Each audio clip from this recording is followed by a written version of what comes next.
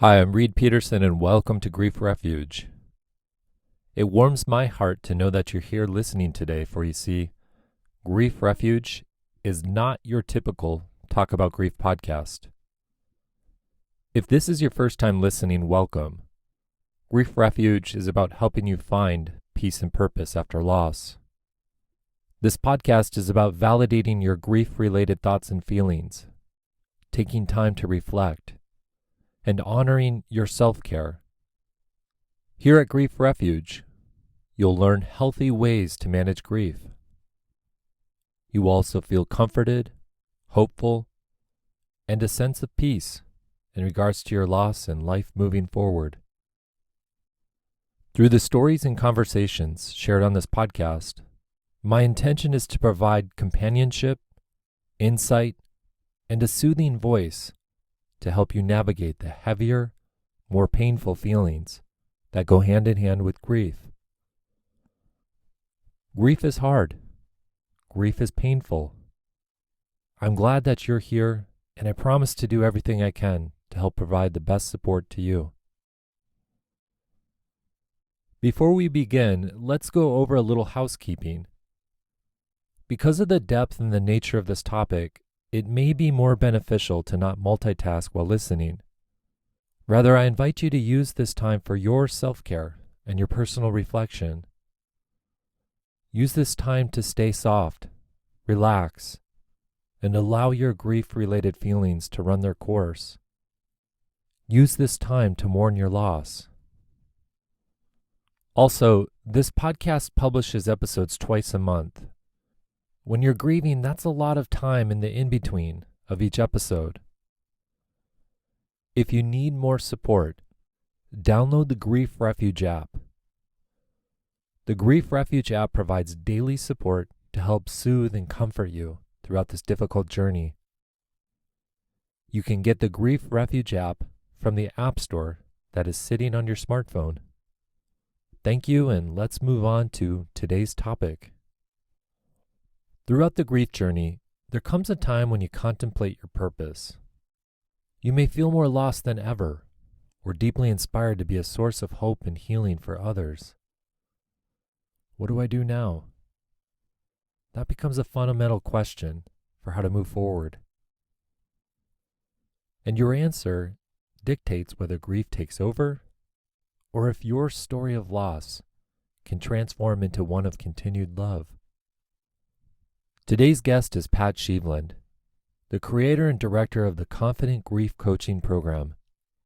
Pat has created a valuable program called the Breathe Coaching Model for Grief. In our conversation, Pat describes what the Breathe model is about, and she also shares practical wisdom for finding inspiration to heal. I personally appreciated Pat's groundedness and her approach to healing grief. I hope that you do too. So, Pat, I'm grateful you're here with me on the Grief Refuge podcast. And, it's funny, at the time of this recording, it's getting closer to the end of your day. So, if you're okay with it, I would love to first start asking you by describing your day for us a little bit. Oh, that's interesting. Thank you. And I'm glad to be here. So how does my day start? When I wake up, I do reflections. I do a little bit of meditations. I read in the Course in Miracles. So I just get myself into getting ready for my day. My day is very flexible. Most of my actual coaching I do in the evening, because people work during the day. So I'll do my coaching programs in the evening. And I'm only doing those a couple nights a week because I do group programs. So many people can come to the program at once. So I'm not doing one-on-one anymore. So that's a big part of it, is just I am learning all the time. I am working on my business constantly and thinking, how can I provide better content for my students who I'm teaching to be grief coaches.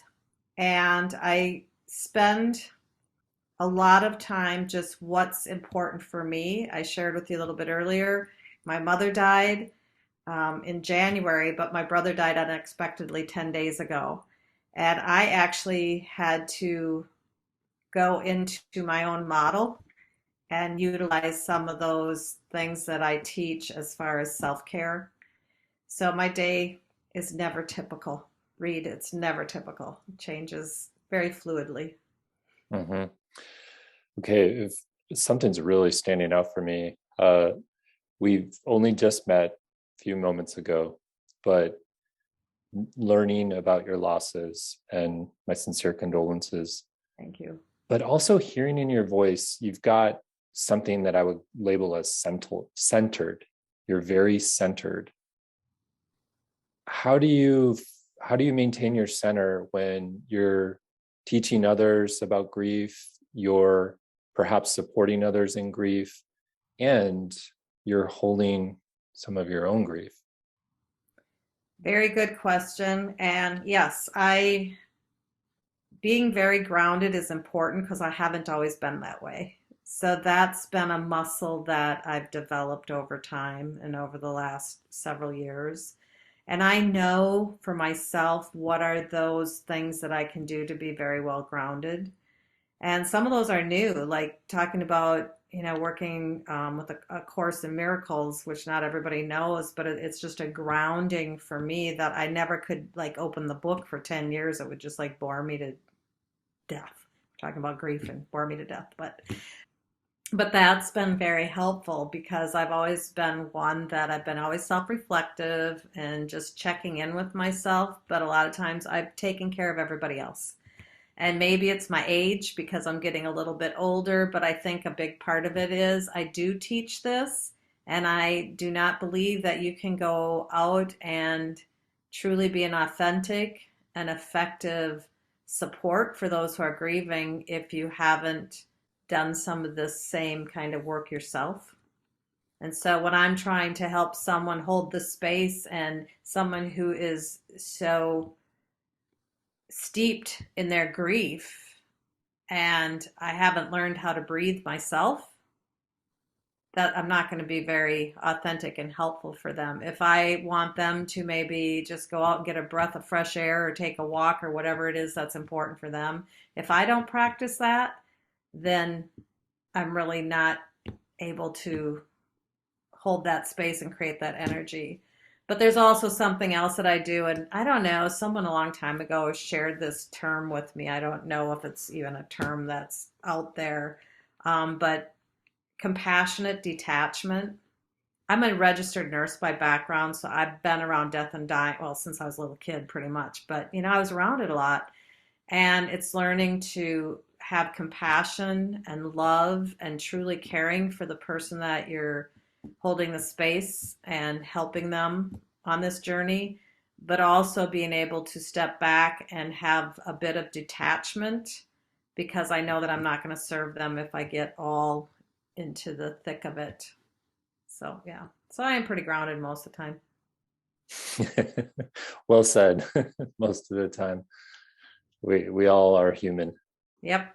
Appreciate you saying that. And knowing that you're from the Twin Cities area of Minnesota and they deal with some hard, cold weather for several months of the year, is there a favorite thing to do inside as opposed to getting outside for some fresh air or a walk?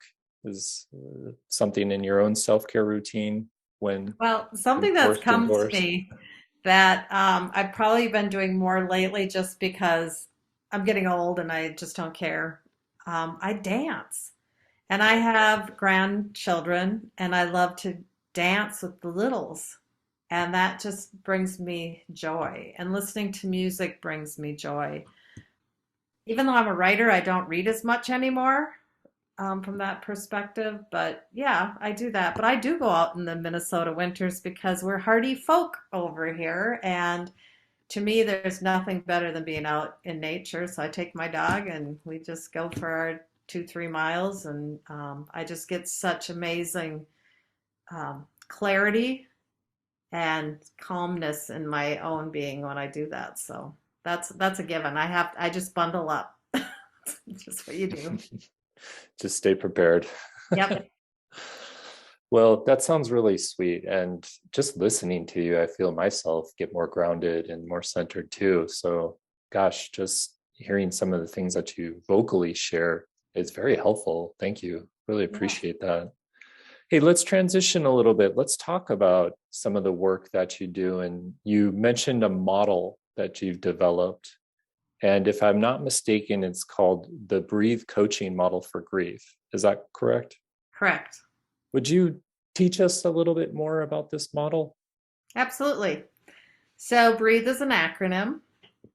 And so I call it a 7-step, but it's really, grief is not a step program. You can't go, it's not linear. We know that it goes up and down and all around, and it can show up 20, 30, 40 years. That's how all of this started for me, is that I had a brother that died before I was born, and my mother and father, no one ever talked about him. And so there was a lot of buried grief in our home, and I didn't realize it until I got older. And so that's what kind of got me into this journey. I helped my mother in her own, what I call failed grief, because for 60 years she buried that grief, never talked about it. So the breathe is just, we start out with the first thing is being aware of who you are. So I work with my clients, I have them do some evaluations, assessments. Where are they at? So someone may be fairly new in their grief journey, and maybe it's been, several months, but they're feeling it pretty hard. We want to see where they're at, and where do they want it? Where do they want to go to? What does that look like? So I do a life engagement assessment with them, just to see where are you at in various areas of your life. I also have a thing that I call the emotional barometer. I am trained by a master Qigong teacher and the 5 element theory. And so I use those emotions that are part of the Chinese 5 element theory to see where are they at on that continuum, because we know that can create physical problems. So just to get a baseline, just want to see where are they at, and it's all good wherever they're at. It's all good. And then we go into, and R is reimagining your life. And so I have a little meditation. It's the guided imagery meditation that I call the canoe ride. And I take my clients on that canoe ride. And I want them to, there's a twofold purpose. One is to help them relax, because grieving is very exhausting, but a lot of times we don't sleep. We're just not in our healthiest best. And I want them to be able to relax. Many people will listen to me and fall asleep. And I think that's great success if they can do that. The other thing is, I like them to think, when we're grieving, I don't ask people to go out and make a 1-year, 3-year, 5-year plan. Like, where do you want to be? Half the time they can't even think about, I don't even know what I'm going to do a month from now, much less, a year from now. So I have them just take a look out, maybe 3 months. What would they like to achieve? How would they like to feel?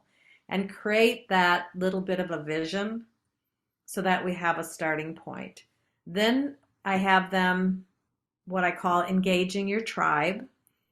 This is where I have my clients go out and tailor make a support system for themselves. So I have them, there's one rule: it cannot be a family member.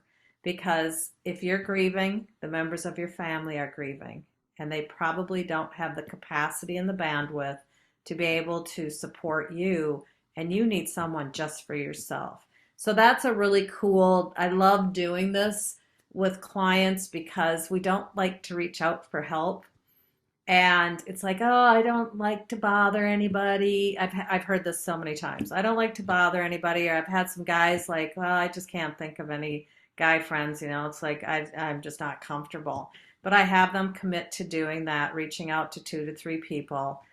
We do a little meditation to figure out who those people, what are the qualities, who comes to mind. And invariably, they go out and reach out to these people. And the other person is saying, I am so honored that you asked me. I've been wanting to help you all this time, but I didn't know what to say or do. And I'm so honored. Thank you. And it helps the person who's grieving, like, wow, their shoulders relax a little bit. They know that they have someone that's in their corner to help them. And then I have them create what I call a treaty.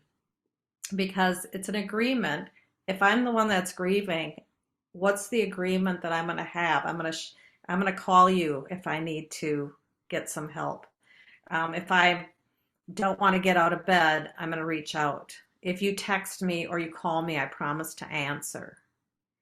And the people that are part of the tribe agree that I'm going to be here for you. And they come up with, when might I need you? What does that look like? So that they really are clear that this is an agreement. This is a relationship that's super important for both parties. So that's engaging your tribe. And then the A is accessing your own inner healer. So that is doing some of the things that I just talked about, like how do I get grounded? But I love acronyms. So you can find this about me, Reed. Acronyms are my thing. So many years ago, I created this acronym for healing, and it's FAITH. And FAITH stands for Finding Awesome Inspiration to Heal. So I have the client work on what are 10 things that they can put down that they know that make them feel good. It might be a bubble bath or lavender and Epsom salts in a bath. It might be just a nice hot shower that they're standing under. It might be going out for that walk, even in the cold Minnesota winter. Whatever it is that helps them to kind of shift when they're in the depth of emotion.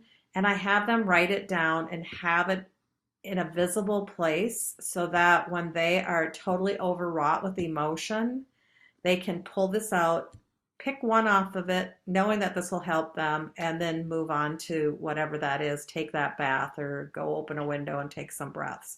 So that's part of it. Gratitude.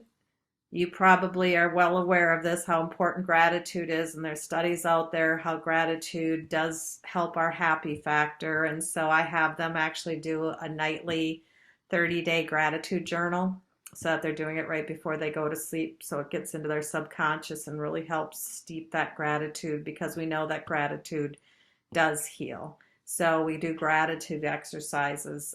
We come up with, I happen to love Qigong, which is an ancient Chinese form of energy balancing, but maybe it's Reiki that they want. Maybe it's massage therapy that they want to go to. Maybe it's yoga, but finding something where they can actually have a modality that will help them as they're going through this grief process. And I've had clients that have tried all different kinds of things, and I teach them some Qigong movements just to have some things that can help them very quickly and easily calm down. So that's accessing your inner healer. BREAT. T is transforming your view. When we have tough things happen in our life, sometimes we have stories that get created. A lot of times it may have to do with guilt that we're holding on to in this grief process. What did we do? What coulda, shoulda, woulda kind of thing.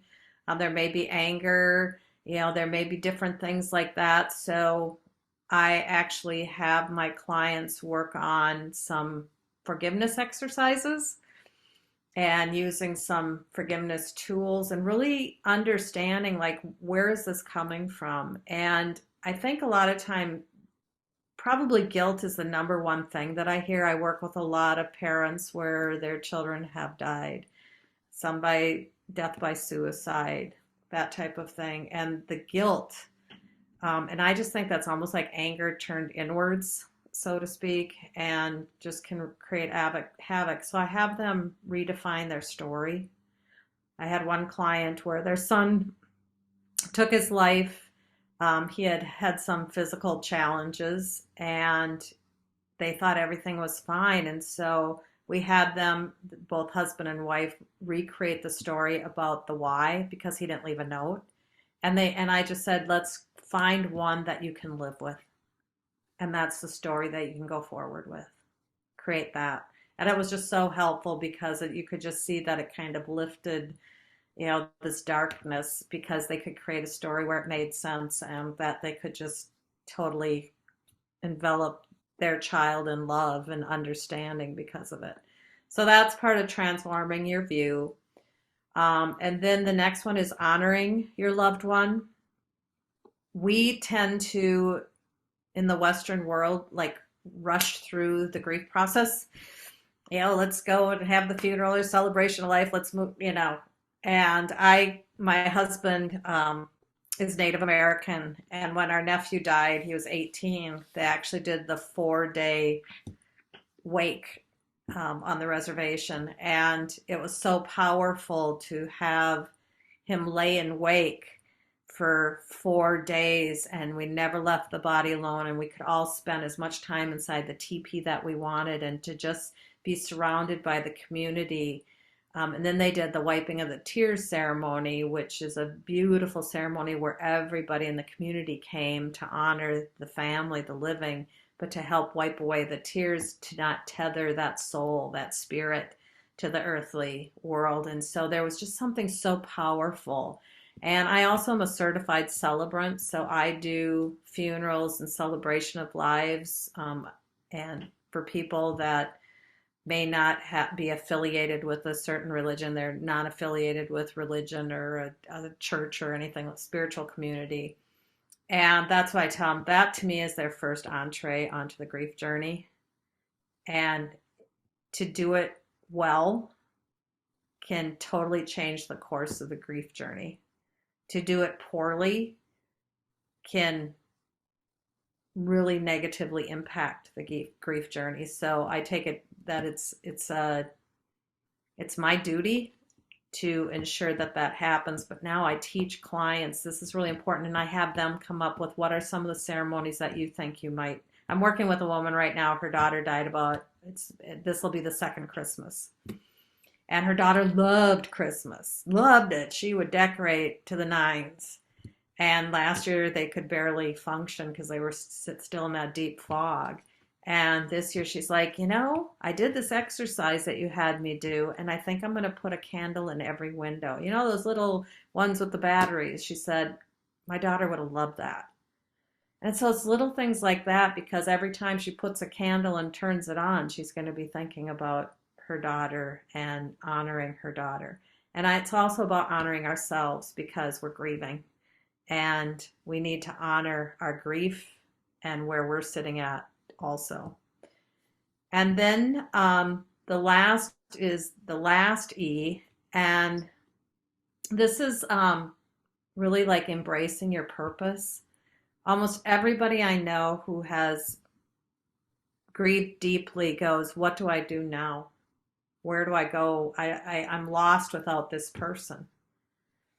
I just don't know what to do. And so I help them think through what really is their purpose now, and how do they step forward into a life of purpose. Because and a lot of it is about serving other people in whatever way it is shows up, because we know, and I know this unequivocally, when we serve others, we find healing.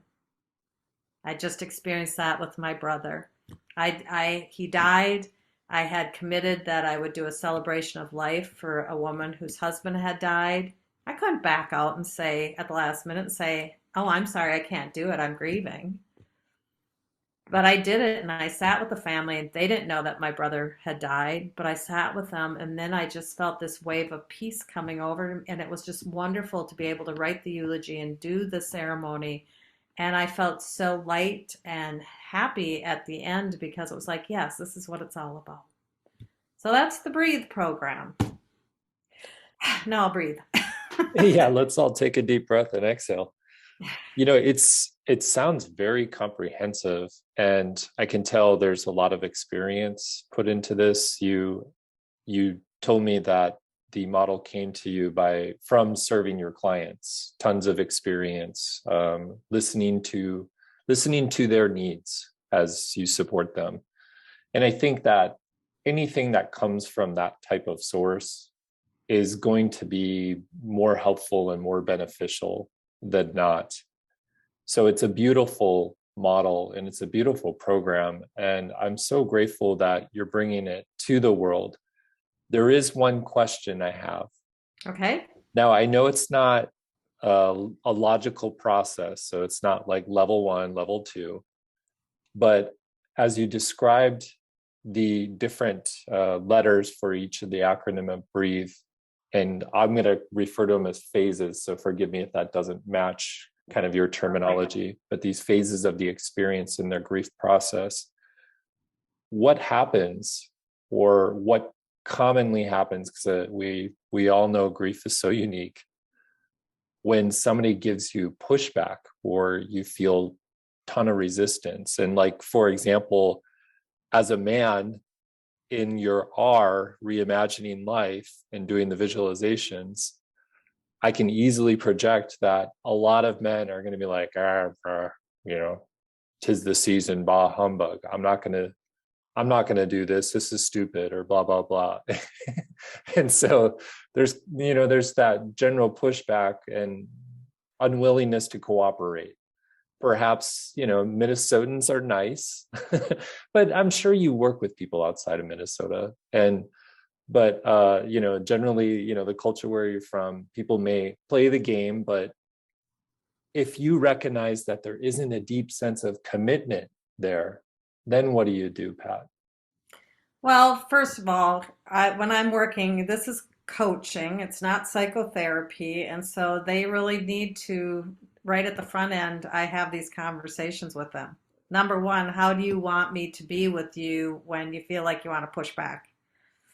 All I ask, because this isn't a have to, all the answers really come from within them. I'm coaching, I'm helping them come up with things. But I tell them it's like trying on a pair of jeans. You see them, they look, oh, they're the size 36, 32s or whatever. I should be able to, but a Levi might be different than another brand or whatever. And you try them on, all of a sudden, think, oh, these things are so uncomfortable.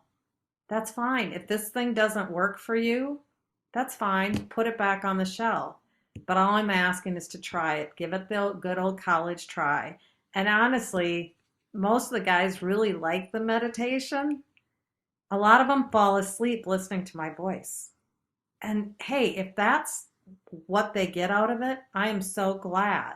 I have grieving dads whose children, they're just devastated and they don't feel like they can really express themselves because they're trying to hold up everybody else. And to just be able to have that and listen in earbud to a meditation and get a few snoozes in, hey, that's good. But if they don't, I've had some where I had one woman, her son had died unexpectedly, a beautiful kid. I mean, a firefighter, just did some amazing stuff. And she was just like so angry. And when I talked about measuring where they're at their baseline, my program is like 8 weeks long when I'm doing one-on-one coaching. And that's what I'm teaching these new coaches to do. Then at 4 weeks, I have them remeasure because I want them to see where have things shifted for them. Sometimes at the 4-week point, the numbers may have deteriorated because we're opening up and unveiling a lot of the feelings. But by the 8th week, I have them do it again. And it's extraordinary. I measure it. I know what percentage that they've shifted. Now we know that it's their subjective way that they're feeling, but they will change to the improvement 20, 30, 40 points over a 2-month period of time. And to see that gives them hope. Like, oh, I'm not going to stay and feel this stuck. Or I've actually seen some improvement. But like I said, this woman, she was so angry. So then when I showed her how she rated herself, she got mad. I'm not any better. And I said, I'm not saying that you're any better. I'm just saying that this is what you shared with me. Some things have shifted. No. Are you ever going to feel healed from your son's death? Absolutely not. But you're at least taking some things and having a few good moments. Can you agree to that? Yes, she could. And what happened with the anger after that? She's still working with it. I mean, she came to me fairly, like it had not even been a year, but she did all these things. She did the honoring. She did. So, she's moving along, but it's her pace. Again, this is not about that there's a timeline. They kind of build on each other because they help create the muscle, but people will fall backwards at times and it goes up and down and all around. I've experienced that myself, but it's at least that they have tools. I think of it like, when someone has chemical dependency and they're going to, chemical treatment programs or whatever the case may be, they may fall off the wagon. But I've always told people that I've known that have gone through that. But you know what? You learn some new tools. And so the next time that you go and you're going to work on your sobriety, you've got more tools in your toolbox. And that's all this is. It's a toolbox of here are some things that I know are helpful, and you try it on. And you may go through some dark night of the soul at times. But then it's the resiliency of being able to bounce back and not stay there forever. Because I've known people who have stayed there forever, and they became grief. And they actually became grief and had no semblance of happiness and life after that. And I believe, and I know this for a fact, grief can coexist with joy. We can have peace. We can have happiness. Grief is because we loved so deeply. And it doesn't have to be mutually exclusive. We can have both and.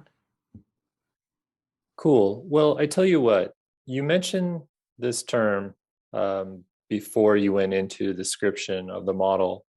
And you said, or maybe it was during, my apologies, you're talking about compassionate detachment. And knowing that you have a more emphasis in your work currently of helping people provide grief coaching to others, you're certifying them. I'm wondering if you can expand on compassionate detachment a little bit more. Well, I'll tell you, most of the people that come who want to be certified, well, they've had the lived experience. And so they want to go out and serve others. So they're looking forward to being able to do that. And the compassionate detachment is being able to hold the space for your client and not get tripped up or triggered. I guess we're not supposed to use the word triggered anymore. Someone told me that. But that you don't, start bawling your eyes out and not being able to hold the space for your client, because that's not serving your client very well. So it's like, how do you be able to take it in, love them, care so deeply for them, but hold that space and that strength for them? Because that's what's really, really important, is to hold that space and that strength to help, because they're coming to you for help. They're not looking to commiserate. A lot of people who have come to me and are coming to grief coaches is they've tried the online chat rooms, they've tried group programs, they've tried talk therapy. All those things are wonderful, but for a lot of people, they may not work for them. A lot of people have said, I felt worse being in that group than when I went in. I felt worse because I'm listening to everybody's stories, and it's, so it's having that compassion, but you're here to hold the space and be the professional for them. But the interesting thing, if I can just mention, in order for people to be able to graduate from my program, it's a 12-week program, they need to do all the steps of the Breathe program.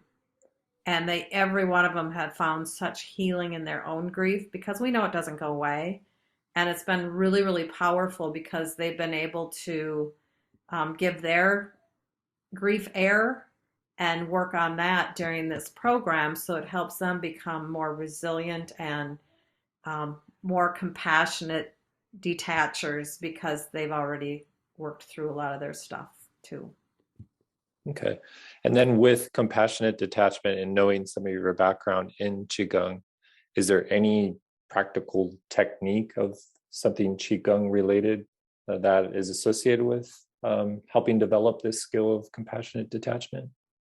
Yes, because it's all energy. And so from the person that I learned from was Master Chunyi Lin, who's a Grand Master, and he's out of this Minnesota area. But what I've learned from him is we are all energy beings, and all of the emotions that we carry are energetic. And so any of the movements that we may want to do will bring us into a more relaxed way of being. And just knowing that we can be compassionate without having to get into that other person's energy. Does that make sense? That you can just sit back and you can just hold the space. And I used to say that I'm a container for people, and I don't say that anymore because that just all of a sudden it was like, wow, that's kind of confining. Hmm. I want to hold the space. Mm-hmm. And so that there's lots of room for that without going back. So in Qigong, we can use different emotions for ourselves to help us, that I'm going to be compassionate. And it's really getting ourselves in the mindset before we sit with a client. I encourage the people who are doing this to come up with whatever feels right for them, whether it's a ritual. I have rose oil at my desk that comes from Greece. When I was there one time, I order it now from the guy. But I put on rose oil and I'll just sit and inhale my rose oil and just talk to my source, the universe, whatever, God, whatever anybody wants to call that source that's greater than myself, and just please let me be, the hold the space and say the things that I know that will be helpful. Just please help me to be that present person. And it is about being in the present moment and really listening to your client. Excellent, Pat. Appreciate that explanation. And so, as I think about your program, which sounds very, very fascinating, actually, I'm very curious. As it's further and further developed, I get this strong sense from you that you're a great teacher, and great teachers have that skill and ability to learn as they continue to teach. What would be like an example of perhaps one or two things that in your most recent cohort that really hit home in your heart and in your head regarding the group of people learning from you? Oh, I have one woman. This was in the cohort before, but Geneva is now one of my certified coaches. But when we were doing this, it was like one of the first programs I had done, and she's a grieving mom, right? Also certified coach, all of that. And I have them do practicums with each other so that they're practicing coaching. So I want them to walk out being confident, with clients. And she shared with another person who had her husband had died, and she said, well, you do your grief. You like work it. Because this person was like, I've been busy, I do, and it's like, wow, that's an amazing way to look at it. That we all have a different way of dealing with our grief, and she named it. That this person works her grief. She's doing it. That's the way that she was moving forward, is by doing her grief. And I recognized in my own, that's kind of how I do it. I keep busy. Where some people may just sit and need to be, just sad and quiet, but I'm a doer. And so that was like really amazing. And another one, she didn't like the aspect of healing. She said, I'm not broken. Mm-hmm. And I'm like, wow, so it is being very mindful of the person that we're working with. I think I'm a good coach that way, but that was like pretty powerful. But then the more she was in the program, she finally decided that healing was okay. That was an okay word. Well, Pat, this has been a fantastic conversation, and I want to thank you for your time. And I guess in closing, I'm so curious if there's kind of like a Pat motto, perhaps one more acronym that you have that you want to make sure that everyone who's listening here at Grief Refuge knows from you. Well, there is one more acronym, and it is HOPE. Honoring our purpose every day. Finding that purpose and honoring it every day, and that's what will bring healing. And there's one more thing that I always tell people, especially if you're grieving, please be kind to yourself. We put a lot of judgments on ourselves of what we should be doing. Why aren't we further along? Even other people might put that, but always be kind. Allow yourself the time, the space, the energy to honor your grief, because that's where hope will come from. That's really powerful, actually. That could be almost like a morning mantra for anybody listening, honoring our purpose every day. Wow. And Yeah. if we spell that out, it spells hope. Yeah. Thank you, Pat. That's beautiful. Thank you. Well, thank you so much for being on the Grief Refuge podcast. So appreciate your time and your wisdom and your experience and your knowledge. Thank you so much for your time and your attention in listening to this conversation. I'm deeply grateful for your trust in Grief Refuge and our mission. We help the grieving find peace and purpose after loss.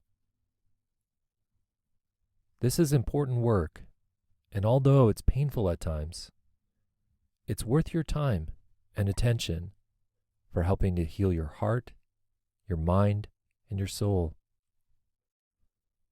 You can get more stories, more guidance, more insights, and more grief support on the Grief Refuge app, which I hope you download from your phone's app store now. Thank you. Take care.